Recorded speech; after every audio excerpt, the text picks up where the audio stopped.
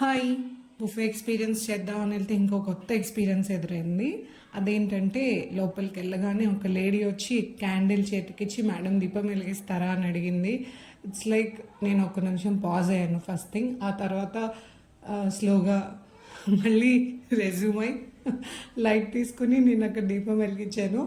And కంప్లీట్గా చాలా new and different experience. And స్టార్టింగే ఒక ట్రెడిషనల్ టచ్తో స్టార్ట్ అయింది. అండ్ కమింగ్ టు ఫుడ్ కూడా అంత లైక్ చాలా డిఫరెంట్ ఐటమ్స్ అలా లేవు. మెయిన్ బ్రేక్ఫాస్ట్ ఐటమ్స్ వచ్చి రెగ్యులర్ ఐటమ్స్ ఉన్నాయి, లిమిటెడ్ ఐటమ్స్ ఉన్నాయి. ఎనీవేస్ బుఫే కాబట్టి అన్లిమిటెడ్ క్వాంటిటీస్ సర్వ్ చేస్తారు.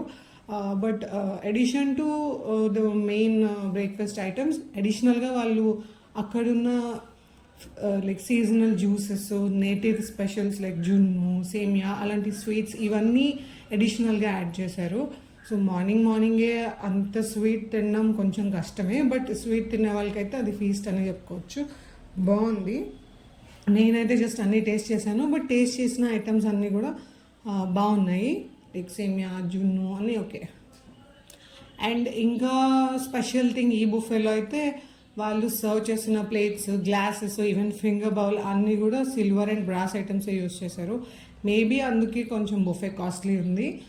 బట్ స్టిల్ అక్కడ అంబియన్స్ అంతా కూడా బాగానే ఉంది. ఏదో లైక్ హైఫైగా అలా కాకుండా ట్రెడిషనల్ టచ్ ఇచ్చే ఉంది. అంబియన్స్ కూడా బాగుంది.